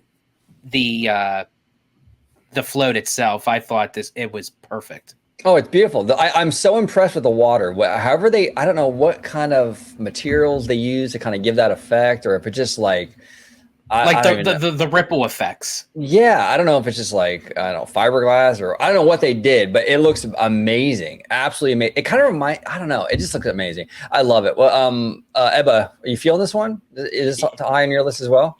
Yeah, no, this one is actually really, really cool because I like how, like what George was saying, it doesn't even look like a float, right? Like it's covered from head to toe, from back end to the front. Like this is really, really cool. The detail is really nice. They captured everything of what Jaws was into this one float. It looks really, really, really cool. And they even added some blood on there, and I mean, you'll never see that at Disney. I think that's pretty cool. No, never, ever. Too scared for that. They show blood on the poster of Alkalite, but then where is it at in the show? Like whatever. Exactly. But no, yeah, this is really cool. And again, I would love to see how this would look like, because it looks really awesome now. But I would love to see what kind of like lighting effects they could do for the scene at nighttime. Like, can you imagine like really cool like blue like water like lighting effects like on the water here? I think that'd be really cool. Or like maybe more blood splatter probably they can do, or something like that. I mean, but even without that, this is a really cool float. Big win for them on this one. Yeah, you know what they should do is, they probably could never do this, but they should have like super soakers with dyed water that's like red, and just spray the audience with like red.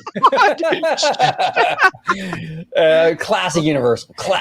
Now, what they do have, not that, but that would really be cool. I would love that.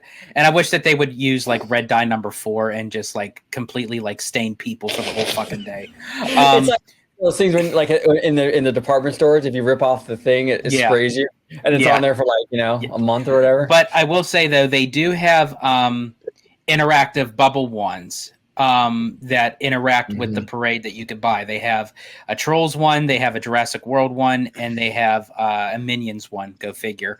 But it interacts. Actually, the bubble ones interact with each other, and it also interacts with the parade. That it could actually trigger certain motions. That when you blast bubbles out, there are sections of the floats that actually disperse out bubbles as well. So yeah, I thought that was kind of interesting. Nice. Now next up to bat is Jurassic, I guess World or Park. I'm not sure. Well, this World. one I think is World. Yeah. World. And this lead up makes sense. Could have used maybe a couple more of these little geosphere things. I think one is a little light, but still pretty dope. Well, OG, to your point though, I think all the other floats could have used something more like this, akin to their IP or movie, in front of the main float. Like for example, Back to the Future. If they didn't have like the DeLorean on there, or even if they did or whatever, you could have someone be driving the DeLorean in front of the float or something. 100%. Absolutely. So here we got the Dino Trainers, I believe, or is what that is. Those people. Yeah, I don't get this. This does nothing for me. Well, I get like, what are they doing? But there was one. I forget whose video it was. I believe it was Super Enthused when she was there and she was videoing, and the performer who was playing Bryce Dallas Howard's character in Jurassic World, she literally walked in a circle. Like a mini circle, and I actually had to rewind it back to make sure that's what I saw. I'm like, what the fuck is she doing? Yeah, that's weird. That's awkward and weird. And I think there are show elements missing. They probably have like some walk around raptors or something when it opens to the public officially, and they don't have those right now, so they're left to just stand there and walk around. That's a good point. I hope they do. they're probably they're probably supposed to be on the raptor float, interacting with the raptors, pretending like Yeah. like I, they're keeping the raptors I at hope bay. they do, because Yeah. really they look like they're just on crystal meth. I know, right? Exactly. Now this float's gorgeous. This is another one of my favorites. Where and it's kind of hard to tell in this video, but they actually even made like the saliva in the mouth of the Yeah. T-Rex, which is a really cool effect. Hopefully, you can kind of see it when it goes by. I don't think you. Oh, yeah, you kind of see it there. You can see it. That's cool. That's really cool. This is a great float, man. And this is, I think, the finale, right? So Yeah, and that's a puppet, by the way. That's not an animatronic. Yeah. There's somebody actually working it. Really? Mm-hmm.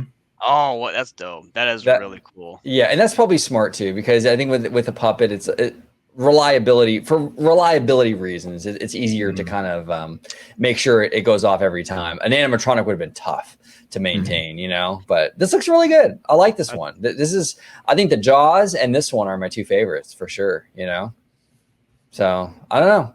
Overall, I'll go down the list. George, I mean, we're now you and Slimer are going to see this in a few weeks. Mm-hmm. So let's talk about your initial grade for this parade now before you're even seeing it, and then maybe when you come back we can kind of readdress and see where it lands from A to F, like school grades. What would you give it?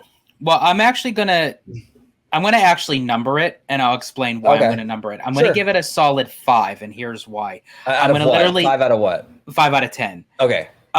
So that way it's literally like cut right in the middle, because again, I don't really know what this parade is fully with everything in it.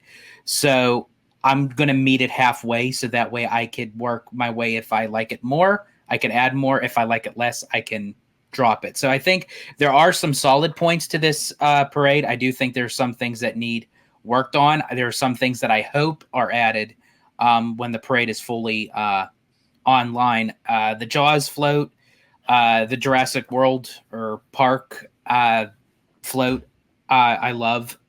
The Trolls float and the Kung Fu Panda, I thought were decent. I think I probably would have liked the Ghostbusters more if they had more visual effects. I agree with you guys. I feel like the Minions float, that whole center just has to go. They need to do something. I love the tribute to the Universal Hollywood with the escalator. And then the Back to the Future, again, I think is decent. I think they need some recasting for the characters. Miss McGillicuddy ain't cutting it. Yeah, Miss McGillicuddy. But yeah, so all in all, I think 5 out of 10 for right now. Once I see it in person and to its fullest, then I can give my actual grade. Okay, a 5 right now. Slimer, what say you? 1 out of 10. We'll stick with George's numbering method. So 1 out of 10, I'll maybe like a 6, and for a lot of the aforementioned reasons. I feel like there's definitely improvements they can make with regard to performance. The costumes of the performers are, in my opinion, underwhelming. And again, I don't know if that's due to budget constraints or lack of design. The other thing about this float too, and I was actually thinking about it earlier, it feels like you gave 6 different groups of people a project to come up with an idea, and 6 different people came up with 6 different ideas, which is why you such a disparity from one float to another. Exactly. And I just don't feel like there was that creative, like there just wasn't like a creative executive that said, no, I need more from you. Or like as Walt says, okay, now take that idea and plus it, right? Yeah, there wasn't a cohesive. That's a great point, Slimer. That's a really smart point. Like there wasn't like a cohesive quality statement here. Like each one, it felt like a school project, like you're saying, and some students hit a home run, and some were some phoned it in. Yeah, very good point. Yeah, so if they could tighten that up, maybe I would. Sorry, George, I'd get rid of the sing float and I would just have the sing characters dancing. I actually agree with you. Yeah. I like the characters. The float, I think it does absolutely nothing for it. I would definitely modify the Despicable Me float. I would add slime and lighting effects to the Ghostbuster float. The Back to the Future float, I would add out lighting effects as well. This needs a Velociraptor float, and then it needs 2 more of those cylindrical things, or 1 more of the cylindrical things. Ecto One, yeah. If they put the Weber, you're talking about adding the DeLorean in front of the. Yeah. Obviously, duh. Like, why wouldn't you? Why wouldn't you have the DeLorean and the Ecto One in the float? But I think like a solid 5 out of 10 with the potential to be as high as like a 7.5 out of 10. But I don't think it would ever be able to get 9 or 10 just because. I mean, you would have to be one of the best floats in the world, and for me, that's reserved for the things like Spectrum Magic, not so scary Halloween party, Booty You parade, the Christmas parade at Magic Kingdom. Those are S tier parades, and I don't think, this isn't quite there yet. It has potential to be, but it's going to take some work, and but I mean, for right out of the gate, not bad, not bad. I'm just glad that these things are back in the parks, man. And I just never want them to go because, like, at this point, it's like an abusive relationship. It's like, why are you taking Back to the Future out? We just wanted to stay here forever. Exactly. It's so embedded in the Universal DNA. It has to be there. It has to be all there. the time, all the time. What say you, Eva? What grade do you give it? 1 out of 10. Yeah, so I'm actually with Slimer on this one. A 6. Okay. Yeah, I said because like I wasn't blown again. So just for context, everybody watching home, right? We're watching this with no sound, no music. This is a tech rehearsal, right? And we're watching it bits at a time. From what I saw, this for me would be a 6. I wasn't blown away by it. I wasn't underwhelmed by it. I thought there was a few floats I liked. Some that I thought were just okay, and they didn't bother me, but they weren't amazing. Like I like the Back to the Future. I like the Ghostbusters. I like the Jurassic Park world, and I like the Jaws. ET was I would say ET was probably the one that was actually the underwhelming one because even though I haven't seen Kung Fu Panda and Trolls, the ET one that I know because I've seen it was underwhelming for that IP. And I do want to see more like in the actual parade, more performers, probably more vehicles, like Slimer, what you just talked about, right? Just more energy in the parade. And if they do it at nighttime, I would love to see more like special effects on the floats themselves at nighttime. And I think that Slimer there could actually bump it up to like an 8 or a 9 possibly. And if I can add this, if they add a Super Mario float and a Monsters float, that'll easily jack it up to like an 8.5. That's what Ebbo and I were saying about a classic Monsters. Mm-hmm. Yeah, that is true. Yeah, which is so weird because they're doing a dark universe, but you're not going to add a Monsters like float to your parade. Mm-hmm. What? That is weird. That's and even Super Mario. I mean that's a home run right there. I mean you have the relationship with Nintendo. I'm sure you could have worked that out. I'm gonna go with you guys. I'm kind of like 5.5, 6 in there. The gray cement stuff I noticed immediately bothered me. I don't know why. I'm just being I'm being super fucking petty, but like for me that was like the thing that stuck out for me. Like, oh god, it's so gray. Everything's gray. And then one thing too, I definitely would add more performers along the sides. You got to have more of that kinetic energy like on the street itself, and then also add some kinetic energy with the floats themselves. Yeah. So I would do that. And also, I don't know, for me with the parade, that I feel like the finale should be the biggest float. That's like the grand finale. Mm-hmm. So I think that if I had a criticism of the Jurassic World one, that should have been like towering over the other floats. It's the finale. Mm-hmm. But I felt like everything was just sort of the same height. So how do we know this is the finale? Like, it doesn't feel like a finale. You know what I'm saying? So I kind of have an issue with that. But again, overall, it's not a terrible parade. It really isn't. It's a 5.5 to a 6 for me. I think if you just you can very easily bump it up to like a 7, which is some like more performers, some lighting effects or whatever, which they probably have for for nighttime showings and all that. So yeah, honestly, for the finale should be afloat with Steven Spielberg and John Williams on it every single time. So even if they do it daily, I don't care. Fly them the fuck in. They can afford it. And then fly them back. I don't give a shit. Hey, Steve, get your ass here. We got another float tonight, motherfucker. But I actually will say, what made me think of this actually was when you mentioned that statement, Slimer, about Back to the Future. And now I finally understand why they replaced the Back to the Future with The Simpsons. Because if you go back and you remember in the third one, Back to the Future Part 3, when Marty goes back to the Wild West, and and I forget the actual scene. I believe it was Part 3, and he goes, "What's the matter, boy? You yellow?" And he turns around and he says, "Nobody calls me yellow." So there you go. So that's why they replaced the Back to the Future with the Simpsons. Exactly. That's a good one. I like that. Connective Always tissue. on brand. Yeah, absolutely. Gentlemen, fantastic conversation. Really interesting stuff here. Interesting parade. We got a lot of interesting stuff with Epic Universe, the ticketing and all that. That's going to be an ongoing story that we'll definitely keep an eye on. Again, this stuff, the ticketing, that the news that we had today in regards to that was only based on what the travel agencies and what these third parties are getting. Right. So it's more than a rumor for sure, because they're actually getting this information from Universal. But at the same time, Universal technically hasn't come public with any of their pricing or packages or anything like that. So it is a little bit like we do have to wait and see. Right. We got to be fair about that. But we were just kind of looking at what we know right now and what we thought about the current plan. I will say this, though. I do think, and Universal does listen to feedback quite a bit. They're actually really good at listening to feedback. Based on the internet reaction, they're probably going to go back to the drawing board and readjust some things. I would imagine after the response it got today, I think they will, and they should. And if they do, that's awesome, But George, if you can remind everybody at home where they can find you on social media, sir. Absolutely. You can find me on X, formerly known as Twitter, at Disney George.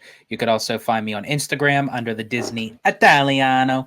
And of course, you can find me right here on my home base at Orange Grove 55 with Citrus Corner with all that sweet, juicy, but sometimes sticky Disney news and info. There he is, Mr. Sticky Icky. And our friendly neighborhood Spider-Man, Mr. Webba. It's all that ectoplasm.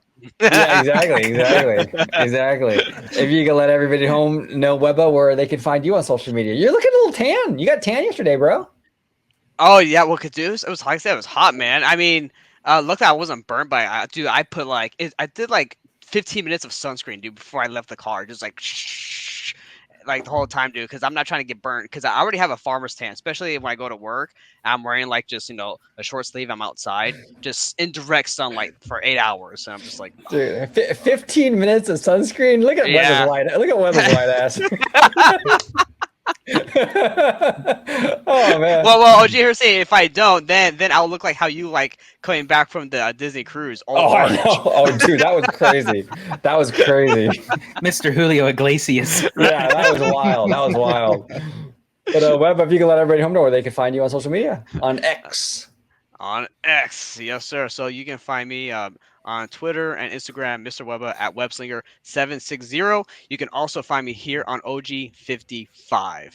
There is. And right here we got Slimer. Slimer, always good to have you back on, brother. If you can let everybody home know where they can find you on social media. Yeah, you can find me right here on Orange Grove 55, and you can find me on X at SlimeScore84. There he is. Comment down below with all your thoughts on everything we talked about today. The Epic Universe pricing packages, George's beard, how is it filling out? Oh, and one last thing, Bustin makes George feel good. Right? Yeah, absolutely.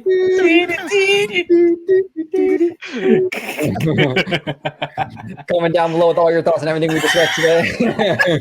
I just had to throw that one in there. I've been waiting for the last hour and a half, and I totally forgot. So, it's okay, because we all know George is always shooting slime everywhere. So yeah, right, exactly. Well, that's why he's Mr. Sticky, right?